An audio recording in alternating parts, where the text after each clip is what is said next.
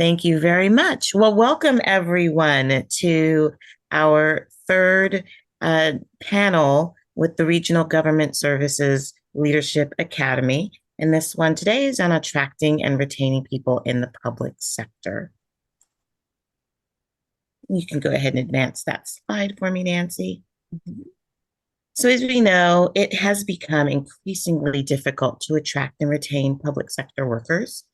And COVID has been an extreme impact on the workplace, on our workforce structures, on the shifts in our generations who have come to the workforce, on technology, and some other issues that have been a factor in driving folks away from public sector work. And so today we have a panel with us who will discuss and talk to us about their experiences on how they attract candidates to the public sector, to public sector work, and retain employees once they've come aboard. And so today we have with us Stephanie Holloman, who is the Assistant Chief Human Resources Director for the Orange County Fire Authority. We have Nat Rojanasatira, the Assistant City Manager with the City of Monterey, and Hillary Strauss, the General Manager with the Citrus Heights Water District. Please join me in welcoming them today. And I just am so pleased that you could take some time out of your day to join us. And if you could just give us a brief, just a little bit about yourselves, and then we'll get into our presentation. Stephanie, if you'd like to introduce yourself. Sure, thank you. And thanks for everyone being on the call. This is a really great topic. I've been in human resources for 19 years, working with the City of Los Angeles, City of Riverside. I was previously the HR director for the City of Riverside. We had 2,500 employees there, and currently serving as the HR director for the Orange County Fire Authority. We have approximately 1,600 employees here, 1,200 of which are firefighters. We have 78 fire stations across the Orange County region, serving 2 million residents. And it's this topic about retaining and attracting people to the public sector is very timely, especially when we're seeing a lot of people coming out of college not really looking at the public sector as their desired area of choice in terms of finding employment. So really happy to just lend some learnings that I've had over the years to this discussion. Thank you. Fantastic. Thank you for being here. Hillary. Well, thanks. And it's great to be able to share some experiences with each other today. If you get one or two little nuggets that you can take away from today, it will be a good day for you. So a little bit about myself. I was joking with our panelists before we started this session that I'm a recovering city manager. I spent about 20 of my 30 years in local government in California in the city administration and city management profession. And then I had an opportunity about 9 years ago to try my hand at working at a water district. I'd always heard that working at an enterprise-funded utility would be a great experience, and it is not disappointed. So I am the general manager for a single-purpose special district, a water district in the Sacramento region. We serve about 67,000 residents, and so we're on the smaller side of medium. And we too have experienced a lot of challenges in this area, and I know that we'll, as we get into this topic, talk about some of the factors that have been perhaps causes and some of our strategies to help address the challenges with recruitment and retention. So looking forward to it. Thank you so much. And Nat. Hi, good afternoon, everyone. So glad to be here. Honored to be here with Stephanie and Hillary and the team. Nat Rojanasatira, Assistant City Manager in Monterey, California. I've been in my role for the last 5 years. This is my 21st year in local government. And prior to my time here in Monterey, I served as the Administrative Services Director for the town of Danville, which included the role included human resources, finance, and IT. Our city of Monterey is, we like to say that we're unique because we are a full service city, which is unique for a city of our size. We serve roughly 30,000 residents, but our daytime population surges to up to 70,000 during the day because of the tourists that make up a significant portion of our community, as well as the businesses and healthcare and other sectors, military, that are part of our community. In terms of our workforce, and I know we'll be talking a lot about workforce and how do we recruit and retain employees, it's very diverse. We have police officers, firefighters, planners, engineers. We have a harbor division that we operate. We provide fire service not only for residents in Monterey, but also for Carmel by the Sea and Pacific Grove, Sand City, the Monterey Regional Airport. And then we also have other smaller departments or divisions, parking division, environmental regulations, building, of course, but we also operate a campground, and I see here from the list of attendees, a cemetery. And I'm sure your cemetery manager, who's on as part of this Leadership Academy, will has his own challenges as well. So looking forward to the conversation today. Very good. Thank you all so much for your introductions. I just want to briefly introduce myself. My name is Indira Gagnon. I am one of the senior advisors here with Regional Government Services, and will be your facilitator today. I do want to encourage our attendees to ask questions through the for the session through the question and answer feature that is there in your Zoom application. The panelists will have the opportunity to directly reach out and answer those questions, or may present them to the broader group. So thank you so much again for your attendance and participation.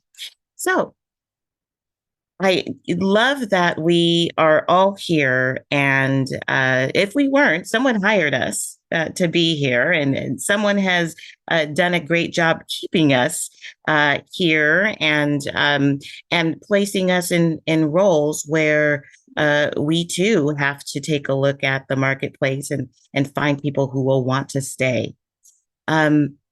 So, in your respective areas, because we have, a really diverse and broad areas that are here represented. What are some of the biggest challenges that you have found in your agencies, maybe now in the present, maybe in the past, that you have faced in recruiting and in retaining some of that top talent in the job market? Stephanie, why don't we start with you?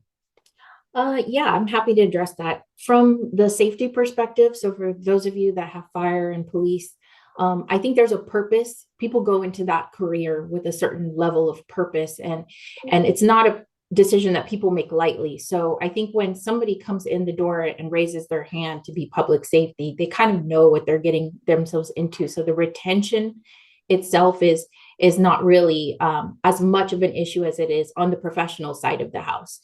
For us, what we're experiencing is that a lot of the new members that are coming in that are PEPRA, the allure of a public sector retirement is no longer there for them because the factors are so low, and they have to stay well into their 60s.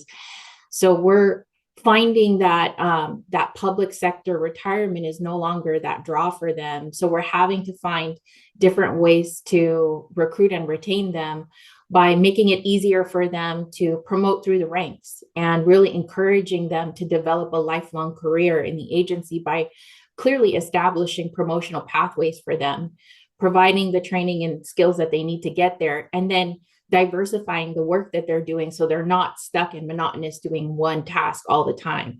So we're doing a lot of cross-training and engaging our professional staff on cross-departmental committees. So there's lots of things that they're putting their hands into that aren't their day-to-day duties and operations, so that they're staying engaged, they're staying excited, and they see a pathway for them to promote into leadership and management positions within OCFA. Thank you. So, Nat, you as a full service city and with safety and enforcement, as part of that network, are you seeing the same kind of challenges or the issues, and then also having to I encourage folks to cross-pollinate across different ventures so that they have some new opportunities to remain. Absolutely. I think for us, and I'll echo what Stephanie said, being an employer that is known to grow employees is really key. Having those growth opportunities, you can come here, start either as a firefighter and then grow into a captain role, into assistant chief, fire chief, whatever that position may be, is important. And because word does get around, our reputations as agencies aren't they don't remain in a silo, right? We have a reputation, and part of that, in order not only to recruit. You think that growing employees is only a retention issue. It's not only a retention issue, it's a recruitment tool too.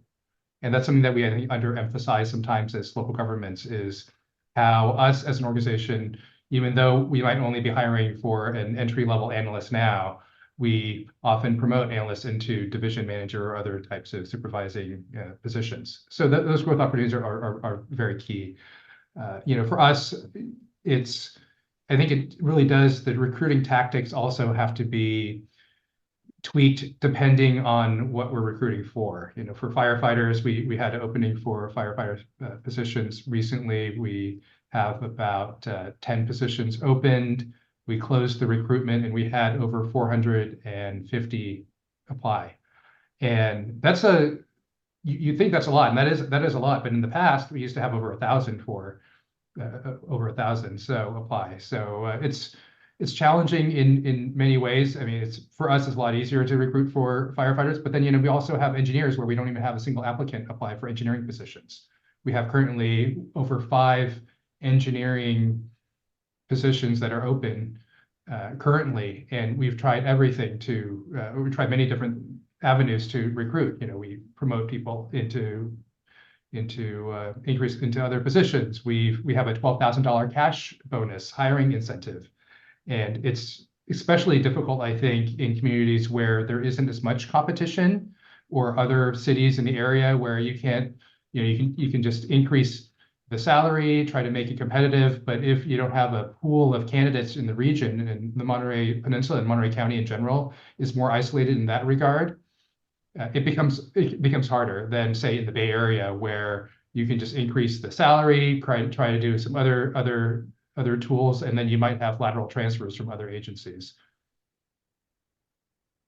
Yeah, Hillary. So having some of those positions, right, specific to the need, especially when working in a special district, Nat mentioned, having a hard time recruiting for engineers, people with special certifications and knowledge that's needed, that it's hard to rein them in. What kind of challenges have you found in that regard? Yes, you've touched on some of them, and it really varies by discipline area, I've noticed. So absolutely, Indira, the specialized application type positions, such as, again, as you said, civil engineering, finance, and accounting. And we've also had where we have sort of a niche discipline area like public affairs. We've had some challenges recruiting, the level of talent that we're looking for. So it definitely varies by discipline area. Obviously, some of the challenges that we're all facing is this demographic issue of the majority of baby boom folks have now, a majority have now crossed into retirement throughout all sectors, public, private, and nonprofit. And so obviously the Generation X folks are a much smaller cohort. So that's created a challenge. We obviously have some of the older millennials who are coming through as well.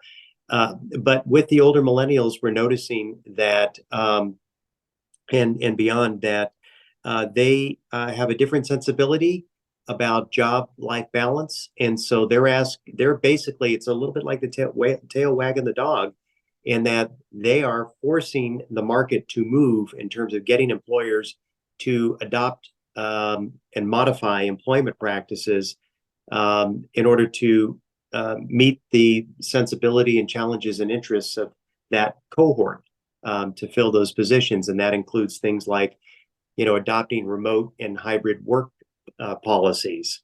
And for organizations like ours, where we have office-based workers and we have a very strong field operations component, how do we manage the hybrid remote issue? Because some positions you cannot do that. So how do we, when you can't treat people the same on staff, how do you create parity? And that's a real challenge for us, but it also presents an opportunity. But it is something we're working through. And then as a smaller organization like ours, we've had to be very creative. I know when we get into some of the solutions portion, we'll share with you some of our strategies that we've had to try to develop to overcome the retention issue and recruitment issue, and that many folks don't want to come to work for a smaller organization because they don't see any move up opportunities potentially. But we'll share some things that we've done that we think are fairly innovative to help address some of that in the next section of our discussion. Thank you. And along those lines, now we have a question that is in our question and answer, and Stephanie and Nat have offered to answer that. I know that Hillary, you'll have some input as well.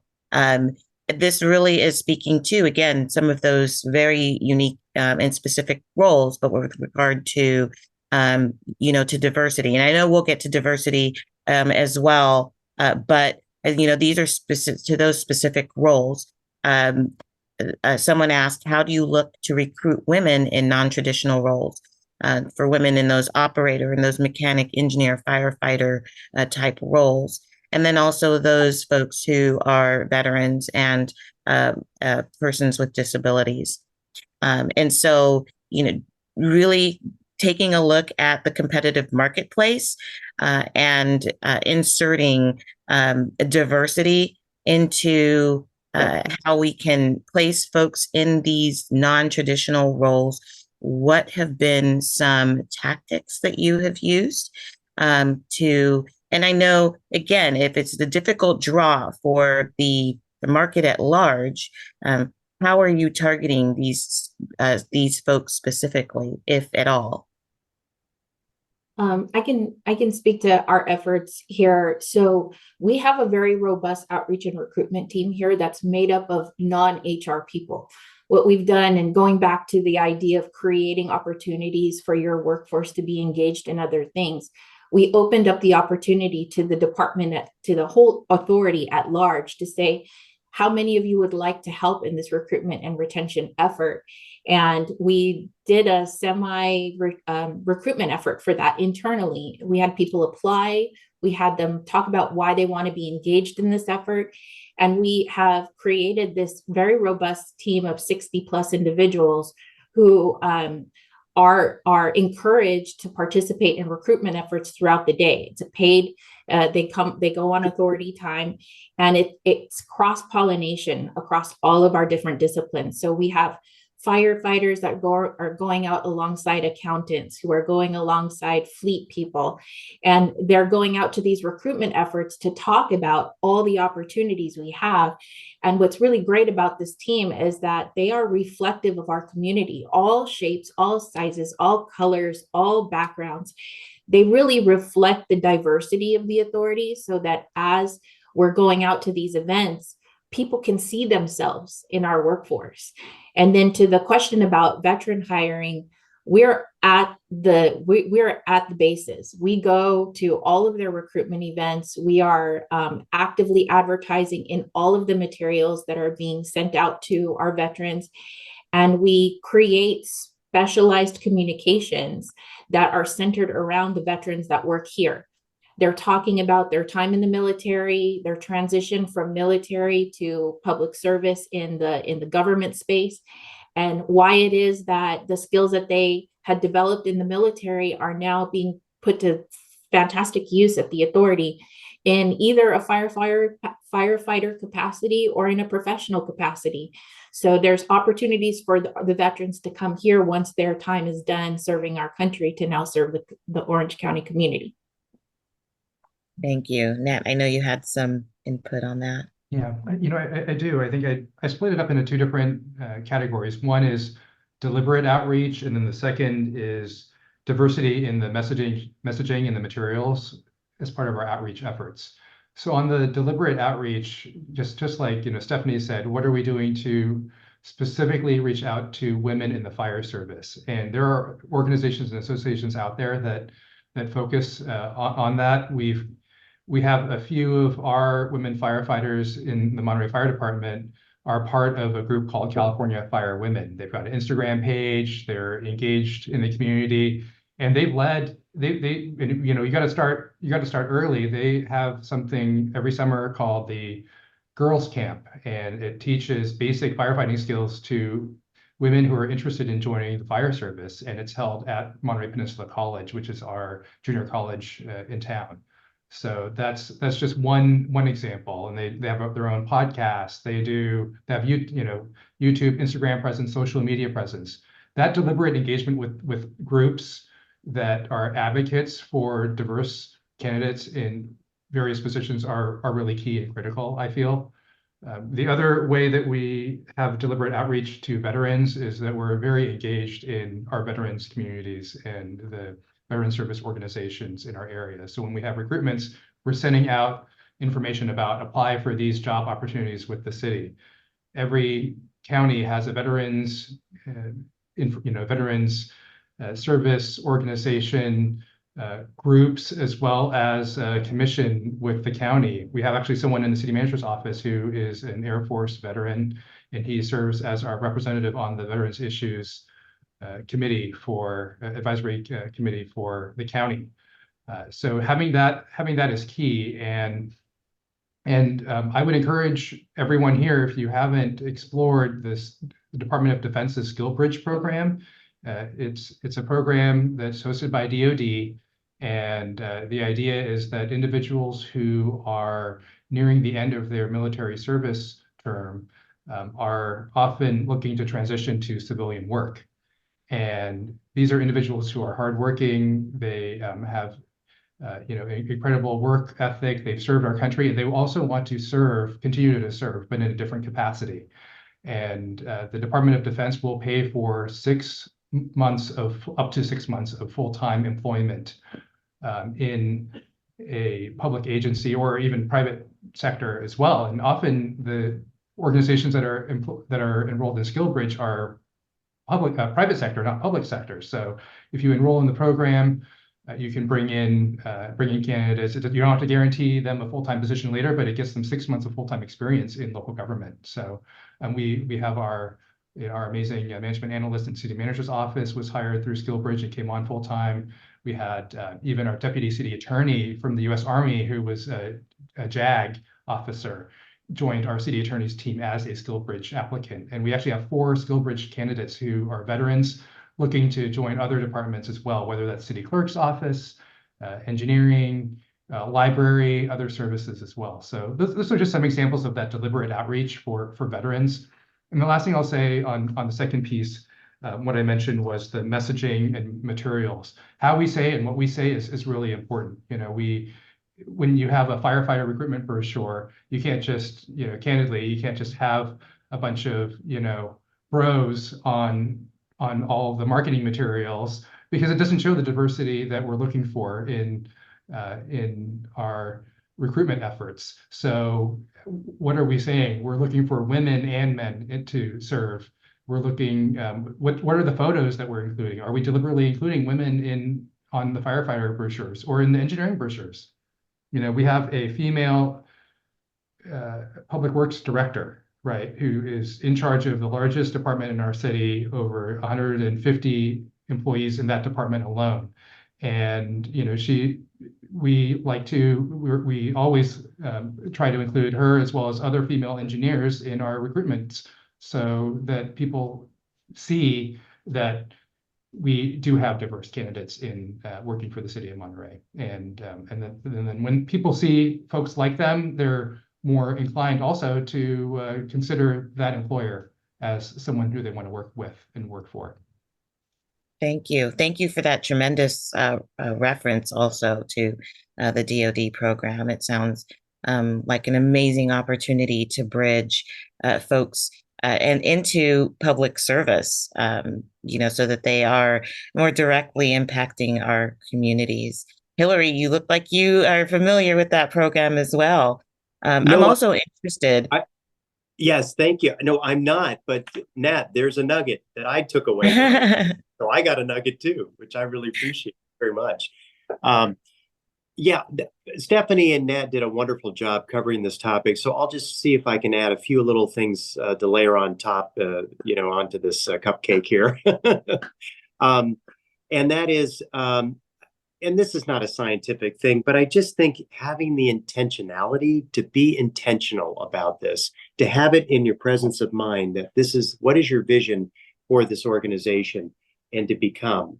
And so, I really think that uh, uh, having that presence of mind can lead to results. So in our case, when I got to this particular agency, um, uh, there were no women in leadership. All three of our department heads now are women who run our internal operations, our engineering department, and our field operations and groundwater wells. I'm very proud of that. And so you have to have that sense of an intentionality that this is what you're going to do and what is your vision for your organization, and then you can make it happen. So beyond that, you also, in doing that, need to think broadly. What skill sets are you looking for? Who cares who the person is? What are their skill sets? Can they think broadly? Are they critical thinkers? Are they problem solvers? Do they have good people skills and good organizational skills? Look from within. Our 2 out of 3 of our department heads came from within and were promoted into leadership positions. And then think about internships. Just by default, our next generation, Gen Z, are a more diverse group, a cohort than previous cohorts. And so there's a great opportunity to help prepare the next generation and bring in broader backgrounds and broader perspectives into these organizations that we work in. And the last thing I'm going to mention is something that I'm looking at right now. We have a field operations support building that was built in 1991 that has a wholly inadequate locker room space. And while I regret to say that as of yet, we do not have a female field operations team member. I believe we will. It's not a question of if, it's a question of when. So you also have to build the facilities to accommodate the different genders. And of course, as we continue to evolve in this discussion, it's really more of a continuum. So you need to be mindful of that. So I guess you could say to channel, what is it, Kevin Costner, if you build it, people will come. Maybe. So those are areas to add on to Stephanie and Nat's very, very good input. Sure. Actually, I may ask you another question here as you talk about the incoming workforce, right, and the new demographic. We're seeing these younger folks come into our workforce with an entirely different mindset of how work is supposed to be, and so trying to uh, play with the private sector in giving them all of the things that would keep them engaged and wanting to provide services to the communities, I think is a little bit more challenging than it has been for previous generations. And so is there anything that any of you here have identified that you can do to speak directly to this new workforce that's coming in, who may be seeing that they're going to struggle with those folks that are already here with experience and expertise? Hillary, I know you've got a burning. Well, I just wrote a few notes here, and some of these themes we've already touched on in different contexts, but it's clear that the issue of a job-life balance is increasingly important to the next generation. And so how do we, as traditional public agency organizations, take a look at how we can evolve to meet their needs and to be competitive. So, already both Stephanie and Nat, I think, touched on cross-training and not pigeonholing folks into positions that are either dead-ended or frankly repetitive and just a single subject matter area. I'm not an expert on the topic, but as we look at a major corporation yard rebuild, how can we amenitize the place? Better break rooms, a fitness room, other things that might be more pleasing to folks in terms of the workspace, use of natural light, sit-stand workstations, which we have now, things like that. Having a sense of a strong organizational culture in a team and a flat organizational culture to the extent that you can. And I realize in police and fire organizations that are inherently paramilitary, that might be a bit of a challenge. So there may be other ways to achieve that same atmosphere or optic and feeling of an organization. But we certainly do try hard here and are able to foster a very flat organizational culture. As an example, in my office, we shrunk the heck out of the previous general manager's workspace and created more we space and less me space. And when I encourage people to come in here, they're not really coming into the general manager's office or throne room. They're coming into a team workspace where I happen to have a workstation.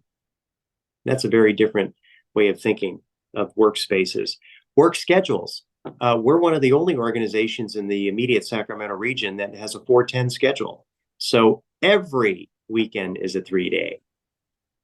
Every Friday is a flex day for me and for our whole team. And we really do try to find ways to manage workloads here so that when people are leaving this job, they're probably leaving 98+% of the time on time. And very importantly, and this is you have to be really intentional with this, that you create a culture and a substance to your workload management to where when people leave this place, they are leaving their work behind mentally so that when they go home, they can be in a different place in their life and really recharge their batteries. And then, of course, this is the one where we are struggling because of the whole field operations office dichotomy, which I know all the other organizations have too. And that is, how to find the right balance with remote work, balancing that with parity. So those are some, key issues that we're looking at in terms of, how to address some of the evolving demands, if you will, of an employer to be competitive. Thank you. And so Hillary mentioned something really important about culture, right? About culture and finding ways to amenitize the organization, right, as a strategy or as an initiative, especially for this new cohort of or influx of our working force. And I heard things like we space versus me space, and alternative flexible schedules to really be engaging to attract qualified candidates.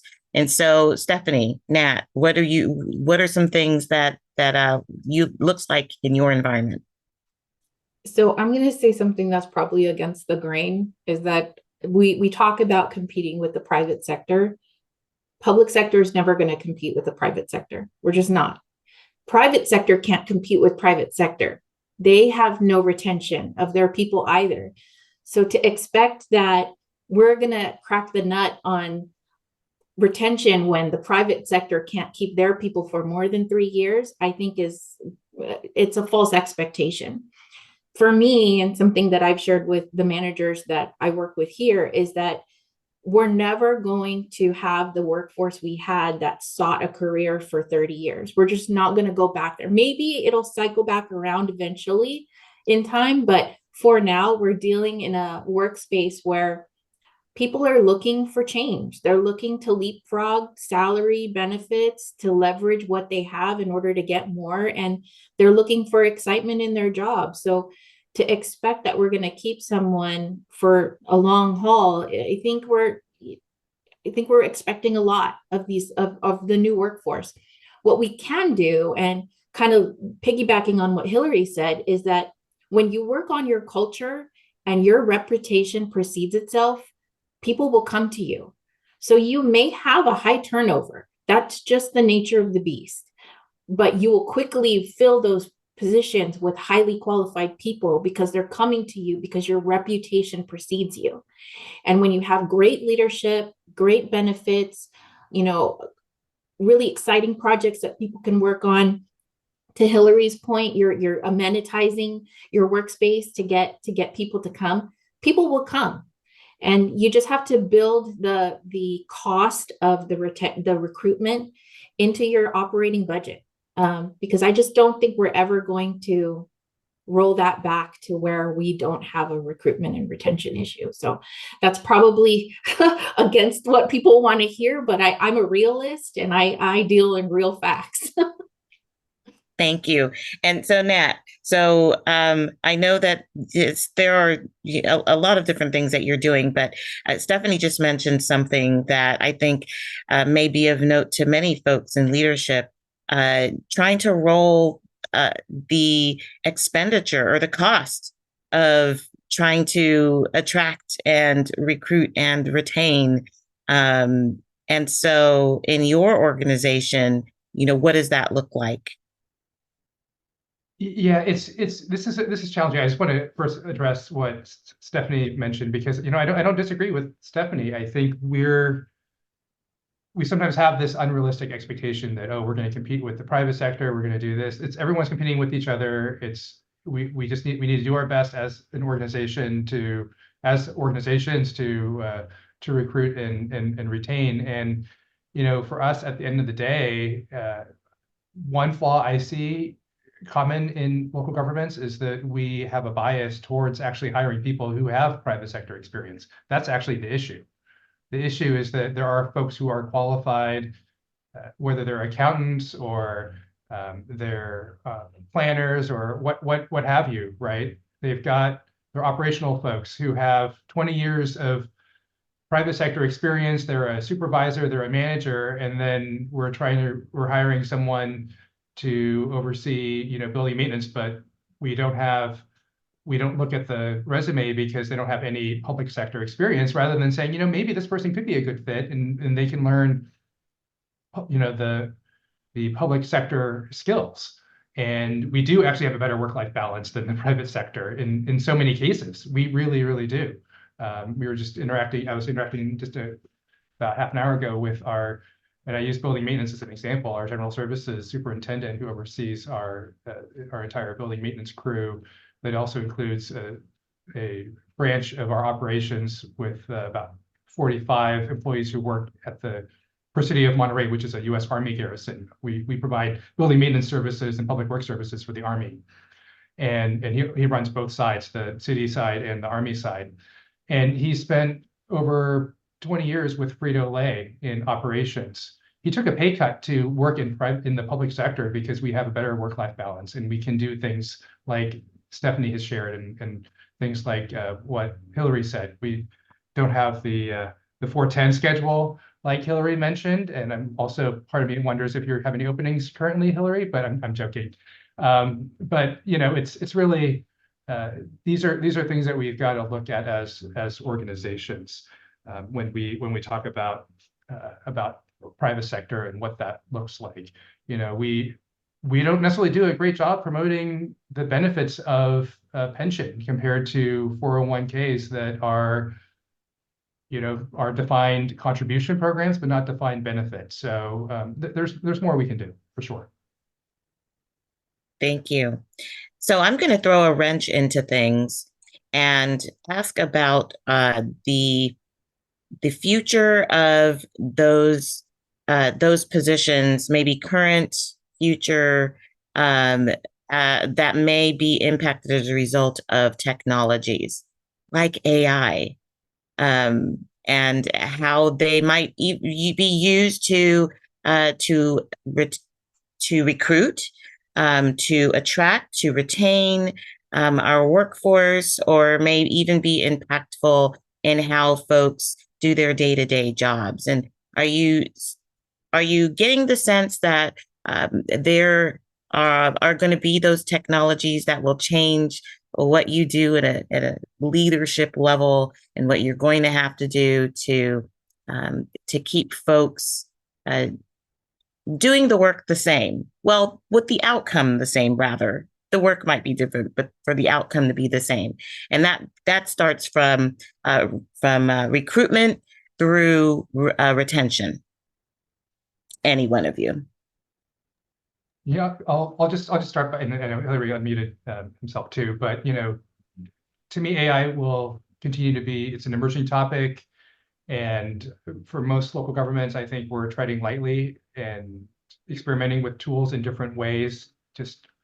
I received an email recently that has, folks were using the Zoom AI tool to provide a meeting summary, and it was actually pretty good. It provided a decent summary of the conversation that occurred from a prior meeting, right? And normally you might have a note taker do that, take notes, but then you lose that added element of note taking if you're just strictly relying on AI for it. I think it evolves. It's evolving, and we as governments need to put together policies on what's an appropriate use of AI and what's not appropriate.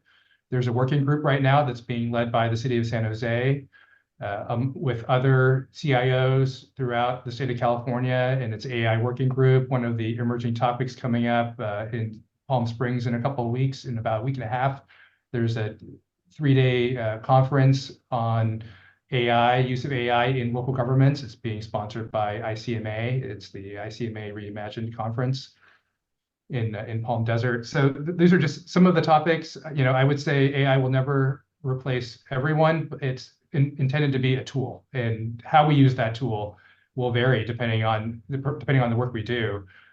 Will it replace some jobs? Probably, but will it replace all jobs? Absolutely not.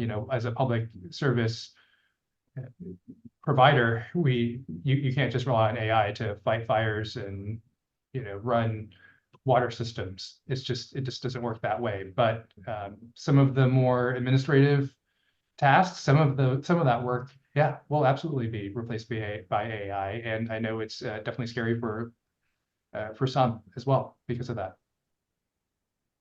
Stephanie. I'll defer to Hillary. He had unmuted first. Oh, you're sure? I think from our perspective, technology is always great, but it's safeguarding the security of the organization. I mean, we've seen so many agencies get hacked and be held hostage, either because cybersecurity wasn't top of mind for them. They launched headfirst into technology, not really ensuring that the back end of their systems could secure the data. So for us, because we hold the keys to the 911 center for all of Orange County, we tread extremely conservatively when it comes to technology, because we want to avoid exposing ourselves to having our systems completely taken down. Not to mention just the level of private information that we have in terms of patient care records in our 911 system. There's just a lot that we have to safeguard. So while I agree AI is not going anywhere, neither is technology and advancing things in terms of making things easier and faster for people to do. I think as public sector, because we do hold the keys to how our cities run, we should be taking a really good look at cybersecurity when we're proceeding with all of these technological advances, to ensure that someone can't get in somehow and hold your agencies hostage. Thank you. Hillary. And I'm glad Stephanie went first, because you set me up very well, Stephanie.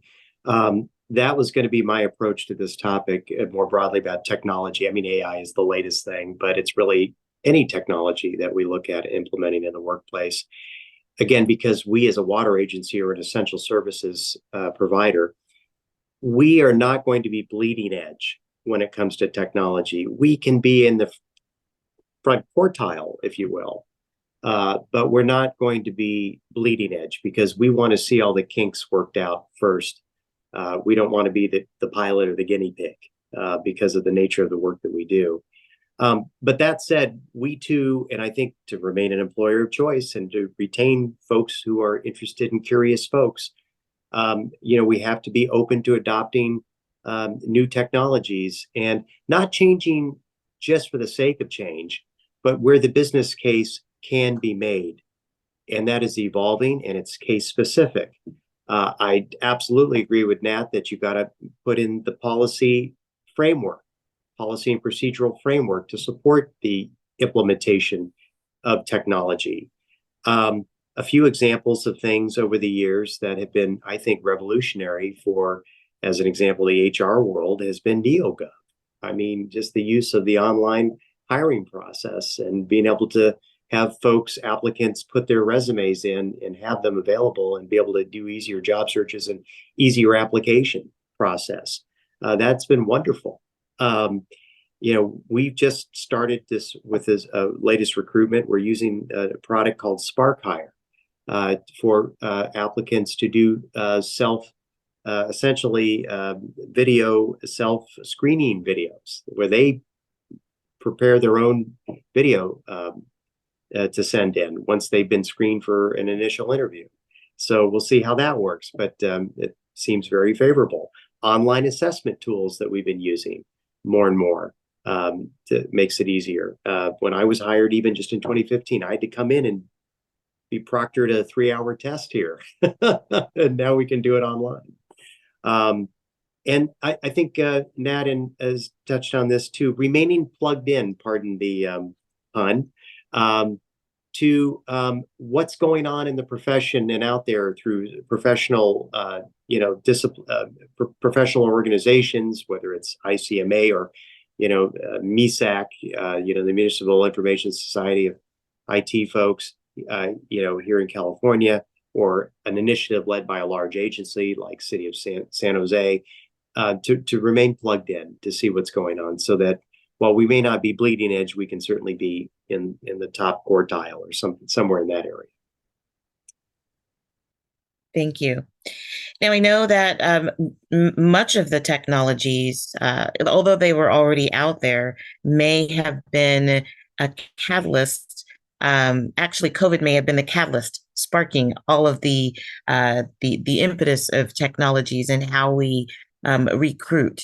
And I'm wondering if in your organizations, COVID has had a lasting impact in other ways. I know that, the remote and alternative work format has been one of those changes.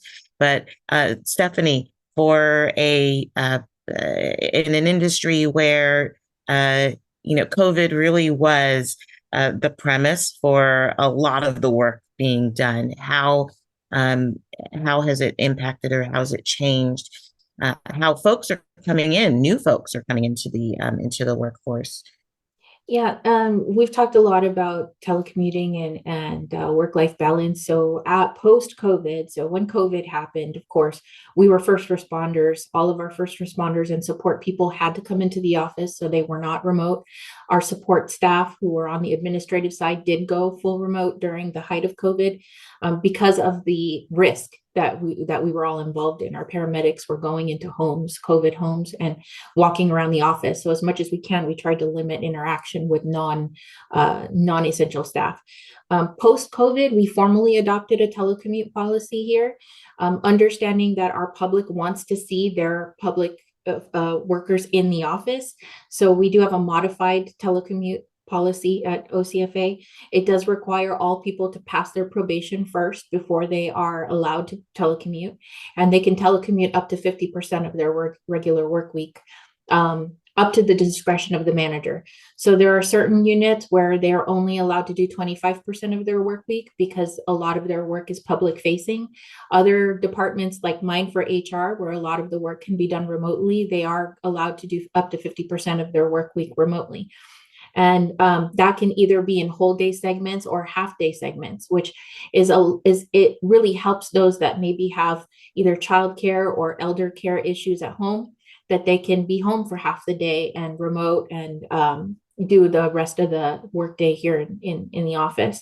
But just really looking for ways like that to be as flexible as you can, but With that, I caveat that ensuring that all of your supervisors and managers are trained to supervise a remote workforce is essential. They have to have the appropriate tools to supervise people who are in and out of the office and be able to performance manage people that maybe aren't functioning at the level that you need them to when they're not physically there. And then being responsible enough to pull back folks back into the office when their performance is dipping below what the expectations are. So really providing the support to your supervisors and managers to ensure that the work is getting done is going to be key if you're going to formally adopt a telecommute policy. Yeah. I was going to just, I think Stephanie just nailed it. That's exactly what you need. If there aren't clear expectations from what remote work involves in terms of availability, accessibility, being available, what use of technology, are they expected to have their Teams chat on all the time? Is it the phone being forwarded? Are they using an app we're launching next week? I know we're a little bit behind in some agencies, right, where you have a direct line going that automatically calls the staff member who's working remotely on their cell phone using an app versus having call forwarding to a cell phone that doesn't get picked up. I mean, these are clear expectations. If we're giving people a benefit of working from home, which is great for work-life balance and for reducing commute times, which is very important for many of our communities, the flip side is being available and being able to actually perform the work with limited distractions is also key. So that's I just can't emphasize that enough, and I think Stephanie couldn't have said it better. I know, Hillary, you mentioned earlier about work from home and technology, the idea of the dichotomy, right, of having parity with employees who have to be, the boots on the ground workforce, in our case, public works, it's whether you're inspectors or operators of facilities, there is no option to work from home. We're very limited, if any. How do you achieve parity with those who have the ability to work from home, like our IT staff or finance or admin staff? The reality is, and we're just candid, there isn't parity. Bottom line is, it is not about equality. It's about what's fair. And the reality is there's some work that can be done, and we're very candid with employees. There's some work that can be done remotely. And in those cases, we try to be flexible when we can, and we're reasonable about it. And then for the work that can't be done remote, and there is no flexible work from home, police officer, unless they're doing an investigation option, then we don't have that option. And we're very candid with folks. And as long as we continue to be candid and honest and share that we are being fair about it, and that folks are actually being accountable and working from home, when they're working from home, they're actually working from home, I think that helps make folks feel a little bit less apprehensive or concerned about the idea of having parity. Yes. Transparency, I think, is the key, especially at the onset, before they come in, so they have an expectation of what they're walking into. Yeah. Thanks, Hillary. Yeah, I think Stephanie and Nat have covered this topic very comprehensively. The only thing I will add is, for when we do have people who come in, what we have done so that we not find ourselves flat-footed again is we've systematically been working on creating what I would call resilient workspaces. I've never really been a fan of open offices and cubes, to be frank. The noise, and the issues like that. And then COVID really dramatized how risky that can be. So what we've done is, where we had the few cubicles that we did spend the money, and we built, I think we used this company called Technion. They built these glass, with the sliding doors, and there's some privacy panels still like a cube, but they're glassed in, but you can really open them up if you want to open them up, and it can be like almost like a cubicle-like environment. But we also did the HVAC and the electrical and everything to create like an office, so that if the weather was bad and we had a bug going around, you can still come and be safe and close up and still work. And also, it's great for noise attenuation. in the office, and quiet workspaces make for happier offices, I think, generally speaking. So, that's been a post-COVID or COVID and post-COVID, I guess you'd call it innovation or change in our part. It's creating more resilient workspaces. Thank you. So I'm going to take this last few minutes here to ask our audience if there are any questions, and then we can wrap up. But if there are no questions, are there any last words from any of you as we're rounding out the hour here? Hillary. Sure. So I just had a few other notes I just wanted to share. So I did talk about the fact that we had the challenge of what do we do as a smaller agency in terms of recruitment and retention. One of the things that we've done is we've created discipline ladders or career ladders by discipline area so that there is growth potential. We've written job descriptions very broadly so that there is that cross training and avoidance of pigeonholing. And we have a pay for performance system here, which includes, and I think this is fairly unique. I don't know too many agencies who have done this, what I call the top of the range initiative.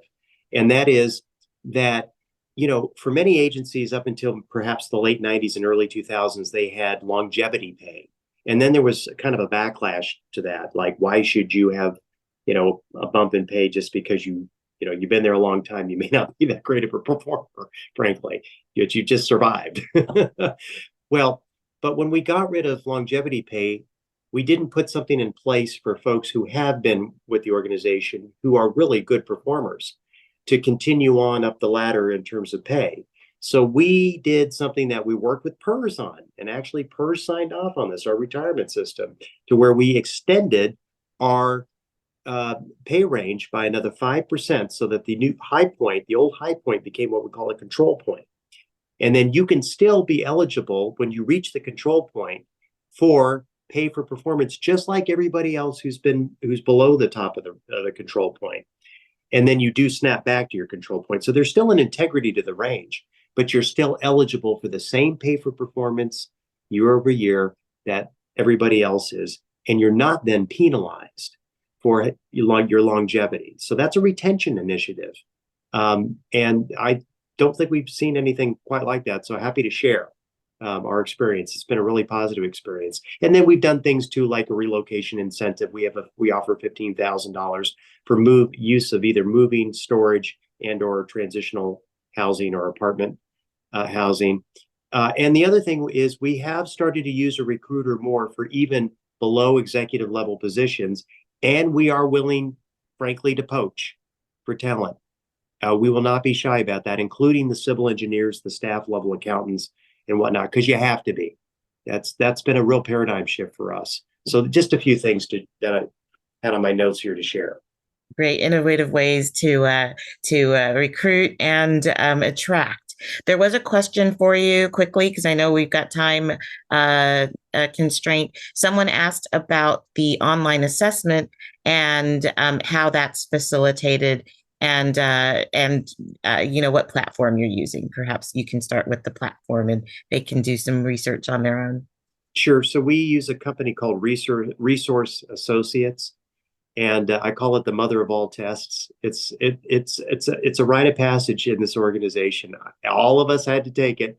It used to be administered paper and pencil, but we do it online now, and they do vary the tests by some discipline areas, although there's some overlap with the test. But it's like an IQ, EQ, emotional intelligence test, and it's very well written. I had a profound respect for this organization when I had to take it. I said to myself, if I don't get this job, I want the name of this test. I'm bringing it back to me to my home agency, because I had HR under me in my previous agency too. So anyway, that's one. There's an online inbox assessment tool that we use for folks to be able to prioritize complicated to simple tests. We could provide that information if requested. Just let me know. So we do, and we've done some non-traditional stuff too. So we do try to think outside the box to try to find different ways to figure out qualifications and fit. Well, thank you so much for sharing. Nat, you had something you Yeah, wanted just to offer? really fast. I know we're over on time, but the one takeaway for me, would be to try new things. And the world of recruiting and retention continues to be a challenge for all of us, but be creative. Don't be afraid to do something different. When we had our public works director say, we had a really good employee here, and she's been such a great hire, but she moved to Texas because her husband worked for the military, and we would really like to have her work for the city. We found a way to now have a full 40-hour-a-week analyst who works from San Antonio, Texas, full time for the city of Monterey, California. So, there are ways to make things work, as hard as they might be, as challenging as they are. And she's one of our top performers in the organization. So it's just try new things, and if it fails, it's okay. We can, we learn from it. That's my takeaway for today. Thank you. And thank you so much, Hillary Strauss, Nat, and Stephanie. Thank you so much for joining us today and offering your insights on recruitment and retention in the public sector. And we look forward to seeing you at our next panel event. Bye for now.